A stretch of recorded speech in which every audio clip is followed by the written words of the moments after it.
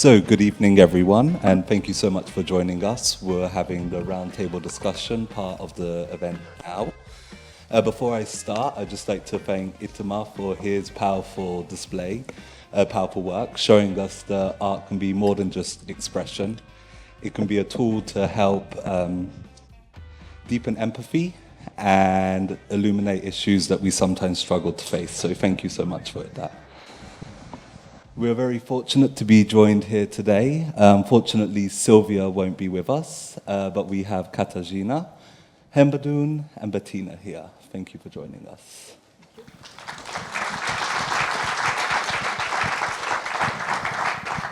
So I'd like to start the panel discussion with a question to the whole panel. We can go a bit light on this, and we'll go to individual questions each. After hearing Itamar's keynote, do you see parallels in your own field where collaboration between artists and business could amplify awareness and impact? Do I go first? Let me go first. Yes, actually. When I was watching, all I could think about was the possibilities. And I think it's interesting. You see the dimensions he's going. It's not usual. It's not the kind of thing you think about. And while I sat there, all I could say was, it means you can explore and go as far as you want to go. Also because you never know when you start a discussion, there are people who want to have that discussion as well. And they're interested in what it is that you want to say.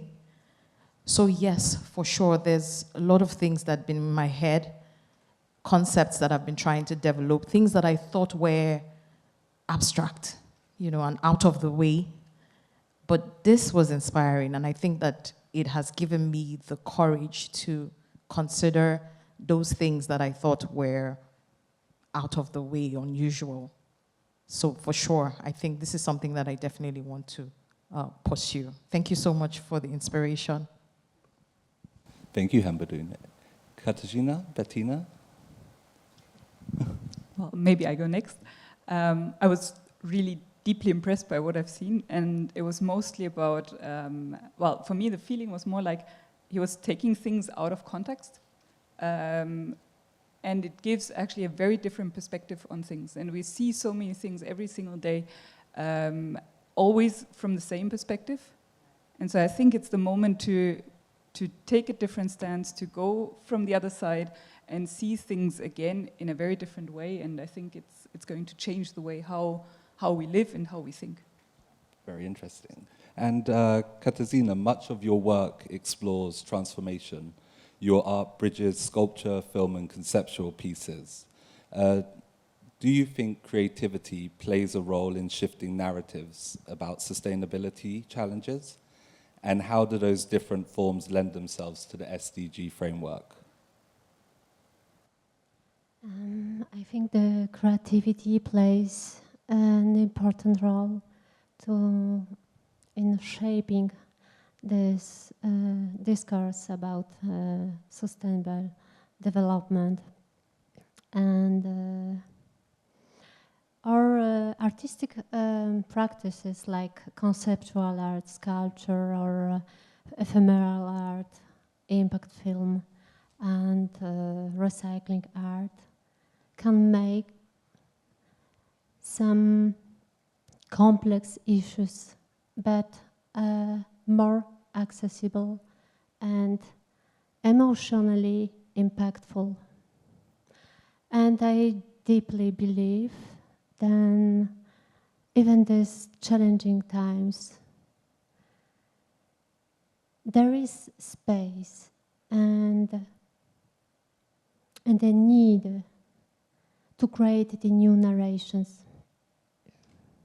So what I changed my practices as well, and start this collaborative duo and work with Stéphane Guiron, French artist, and we branched our practices together, and as duo GNK. and we share this desire to meditate with earth. Actually, basically, Stefan, he's a sculptor like me. You know him actually through his work, and one of the examples is the big sculpture in front of PwC building. But we explore impact cinema and immersive art, and we coined a term and association of great living beings.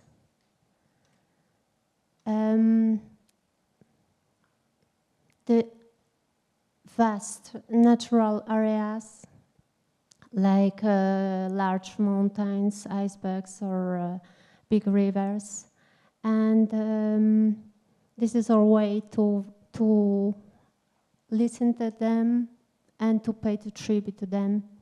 So, for example, in 2022, we went in one of the largest iceberg in Iceland, Vatnajökull, and then this is the right pictures, and then we create the light performance. And first we meditate then and listen to this place to see and to observe a phenomena of cracks. We saw cracks everywhere on the lagoon, and we understood that the old system must be cracking, and we put the light in one of crack. Actually, the cracks welded after, and strengthened structure of ice, so we can walk again on it. So we put this light like a symbol of hope in these dark times. And after we created sculptures with recycling materials, drawings, we took drawings directly like by frottage in this area of iceberg, and photographs, and we exhibit them in a gallery in France of Pierre-Alain Chalier. After we published, and then I forgot completely that we produced 3 short films. It's very important. Broadcast on TV5 Monde and launched on the occasion of COP 2023. And then we published books, art books with poetry of French activist Cyril Dion, and then we published also art notebook, and then we shared our stories in the several bookstores, and then our poetic version was presented in House of Poetry in Paris. So I think art can put the light on these different topics like climate change or inequality, and that's why I think it's creativity is a powerful tool. By different mediums, artists can critique systems or raise awareness, or especially inspire change and transformation. So art plays very important role to communicate the value behind these sustainable goals, development goals. That's really interesting, especially when you say how art can be used in many different ways in the different mediums. Given the nature of your art, could you see your art in a corporate environment, not just being exhibited, but as a tool for dialogue or even change? Yes, of course. I see art like art can play a very dynamic role in corporate settings and serving as a catalyst of constructive and positive dialogue. And some companies collaborate with us, and we find a financial support to make some scientific research as well for our next being place, which is the last primordial forest in Europe. So with this financial support, we created the very first environmental DNA of this 12,000 years old biosystem. And this research helped to better understand how to protect this biodiversity. And with Stefan, we learn in lab how to collect the samples by ourselves to minimizing the impact. So we start to make this map in the forest. And you can see the whole project in the new film. Actually, the next month in Neumünster, on October 18, will be project in the Festival of Cine East as part of Screening for the Planet. So this is our part of collaboration with companies, and we will be invited many times by companies like, for example, L'Oréal in the art center like Chaumont-sur-Loire, and we show our project and we share our stories with them, and until November you can see this immersive work. This is post-production immersive work of this film, Whispering Forest.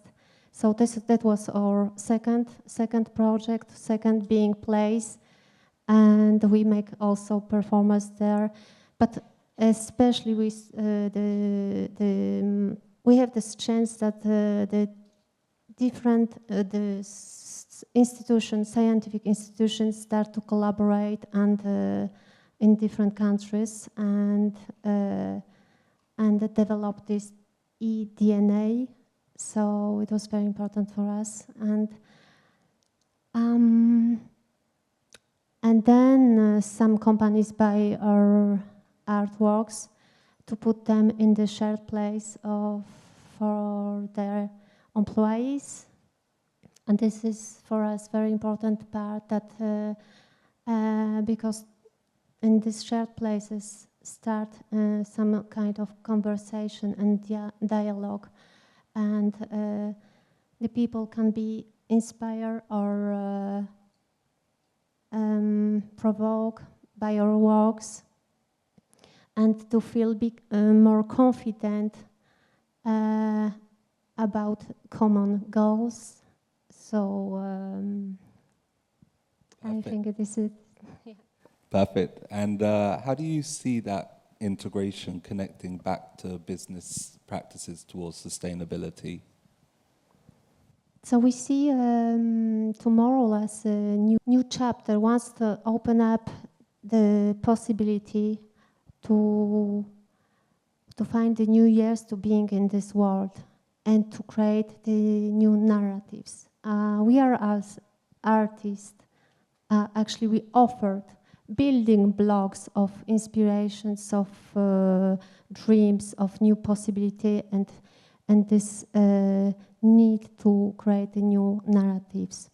And I think it's the time to go together in this and they build this community of earth dont Achim Mbembe speak, and it's some kind of attempt to move along the Anthropocene and to create new realities, and not because of obligation, not because of fear, but because of desire.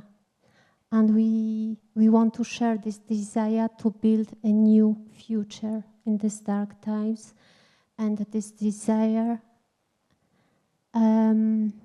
for everybody in the personal level, but this is question of coherence, how to be coherent in this private life and this in the time of work or in company.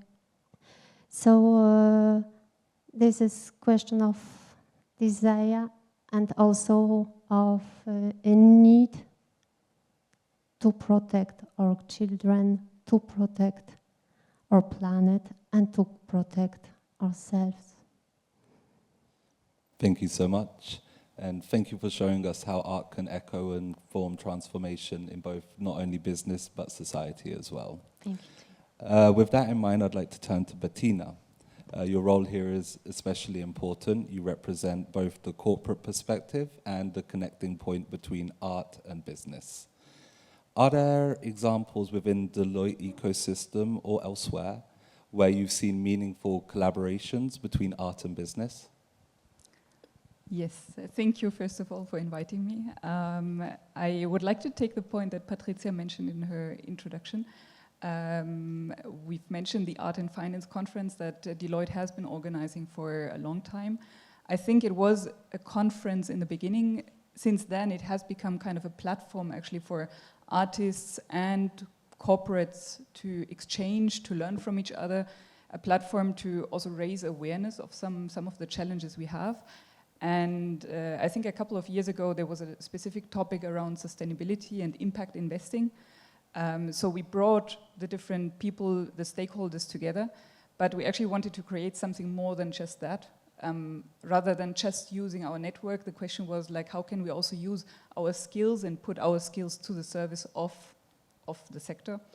And I think a very nice collaboration that has taken place since then was between Deloitte and the university in Italy, where they have been looking at the issue of financing. And I think Patrizia was mentioning how difficult it is to get the funding. So you have this great idea, and then you need to find the funds somewhere. And very often the challenge is for the corporates to say, like, how do I measure the impact that I can make? So yes, I would like to invest, but I still need to show somewhere, and especially impact investing, you want to show what the impact is that you made. And it doesn't work in the normal way how you've been measuring impact in the past. And so they've been looking at the UNESCO framework for investments in culture, and have developed that a little bit further to look at KPIs that can actually be used by corporates to show that impact that is made, and hopefully facilitate with that also the financing of those ideas, great ideas as we can see, and that are probably going to impact all of us and going to have an impact on us. Super. It's really interesting to see how they're trying to revitalize and track and see the return on what they're actually the impact they're trying to make. Yes. And beyond the one-off projects and events, what structural shifts would make collaborations between business and art more sustainable and more systemic? Well, I think there's one big topic for me, which is creativity, and it has been mentioned a number of times. I mean, the example I've just given is like more like how can we put our skills at Deloitte at the service of the artists. I think there's also something which can come the other way around. And there's a famous quote which is, the engineers of the future have to be poets, from Terence McKenna. And I think the idea behind that is to say, well, in a world full of technology, what we can actually contribute is the imagination, is human connectivity, is emotions. And I think you've all been talking about that. I think while we can try at corporates to incentivize our people to be creative, and I'll show you something. We've been trying that with our teams, and we know how important it is to actually reinvent ourselves. It's a very changing, very dynamic environment, and we constantly need to rethink how we serve our clients, what to bring actually to the market to remain relevant.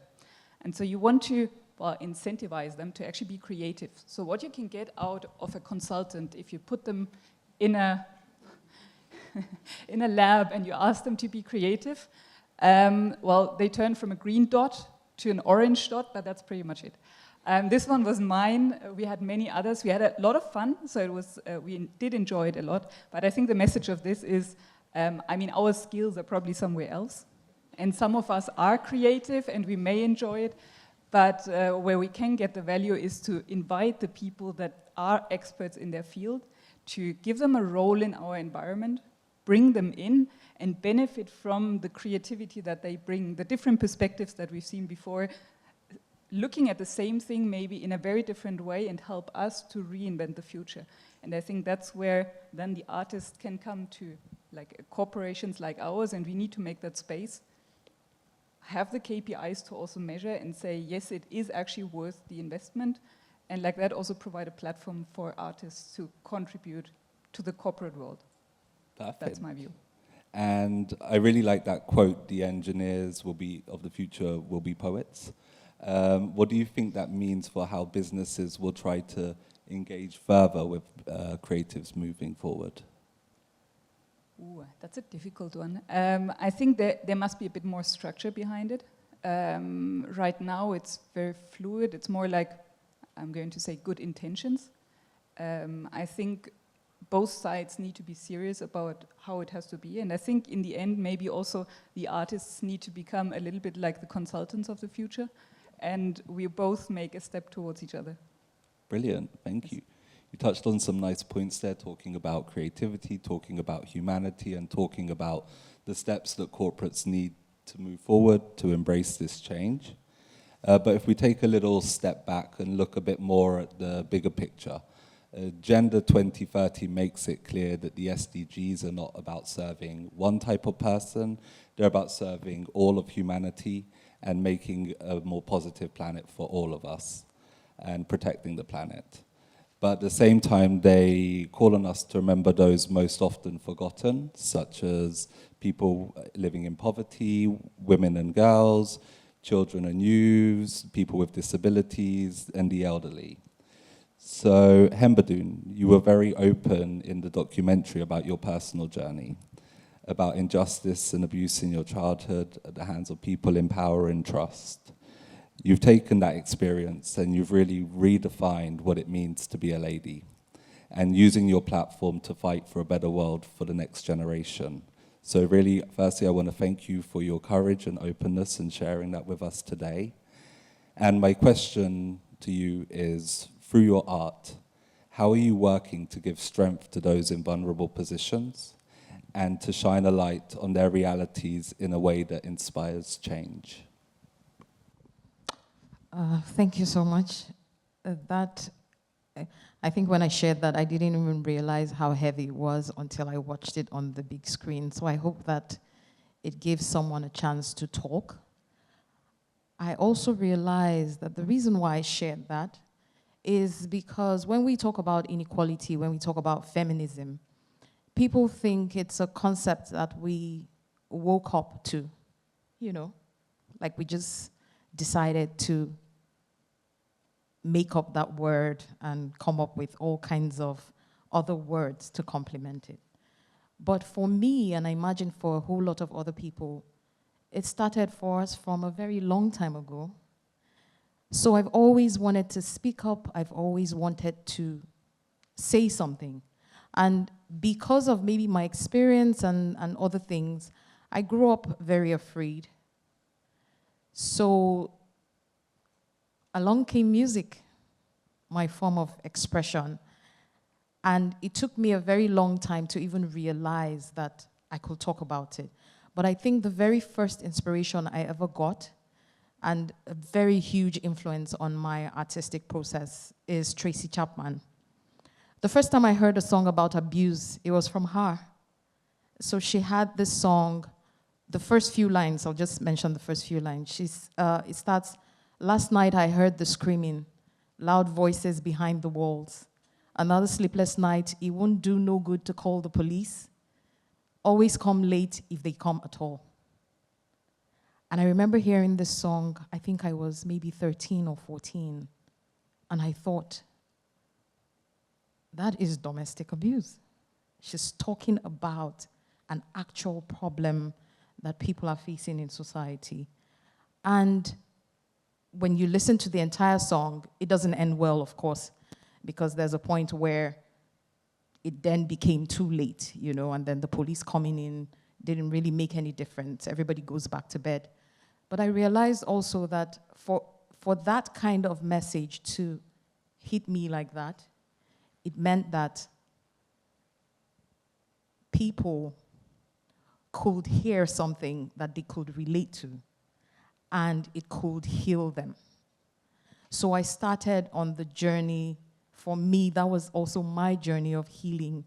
In my music, I sing about inequality, I sing about depression, I sing about motivation, I sing about self-development.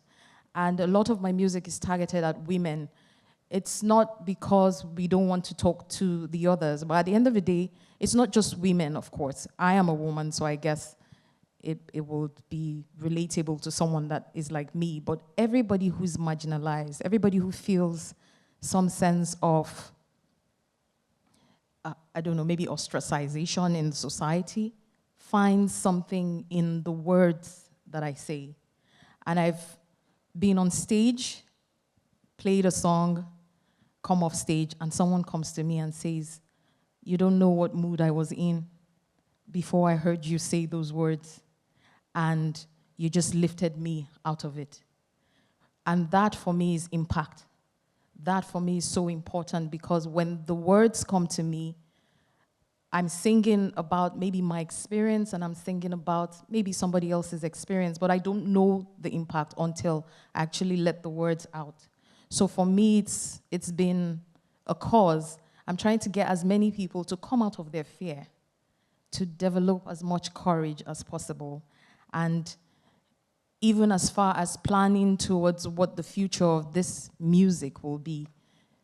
That is such a huge part of it. I just want people to always feel liberated, just like I felt liberated when I heard, a couple of songs like that.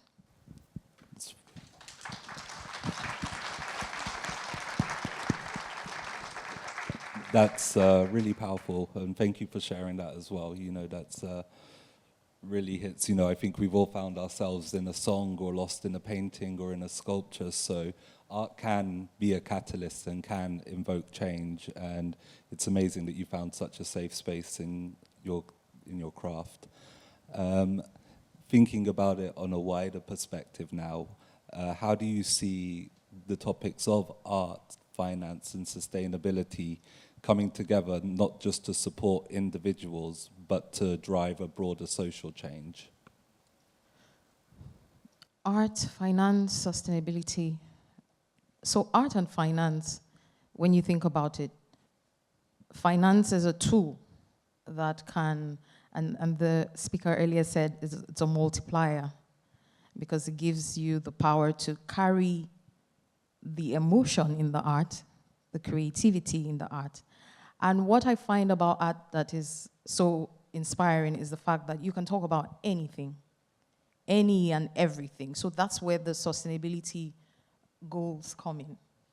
We can talk about hunger, we can talk about poverty, we can talk about the inequality in society, and then create this vehicle that we want to put it out in, kind of like what she's doing. So it's the medium, which is so fantastic. There's so many options, to create this art, this vehicle. And then finance coming in will be the enablement to take that from just being with me, the creator, to the people who are going to benefit from it. Because at the end of the day, we don't make this art to keep it at home. We don't sing these songs to keep it to ourselves. It's the reason why when you have a passion, it's burning inside of you, you just want to get it out. Because really, it's not for you, it's for somebody else. So a lot of times when we're writing these songs, like when I'm writing songs, for instance, and I think, and that's why I was sharing about the fact that I have so many ideas that I think, this just sounds funny. But being inspired also by the work that Itamar is doing, it just shows that every creative idea is a message that somebody needs to receive. So when we have this and we're creating that, we decide, and in this case, the sustainable goals, for instance, we're talking about very hard topics that people are mostly not even comfortable having. They want to talk about these things.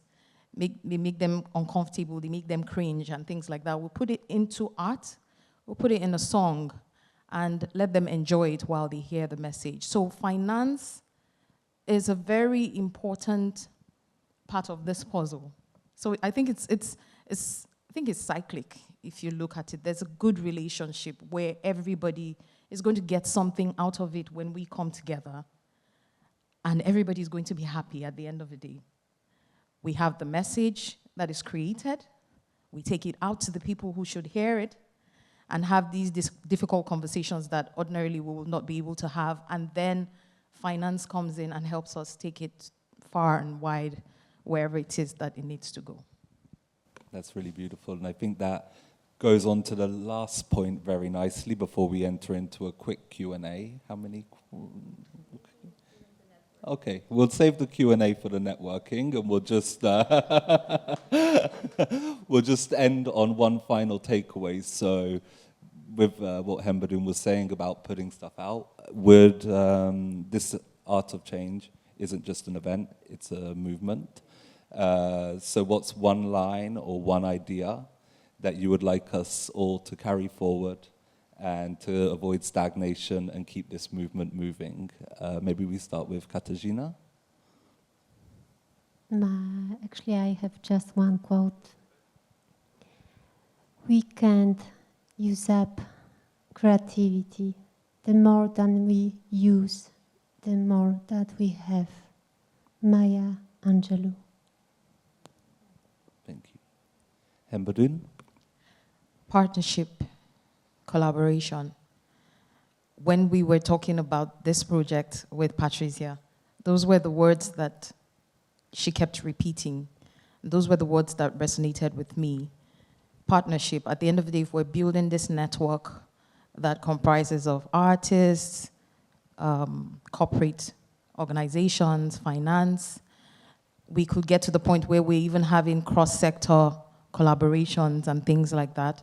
So it's all about collaboration, it's all about partnership, everybody bringing what it is that they have to the table, and then we multiply it together.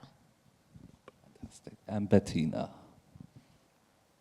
Never stop learning.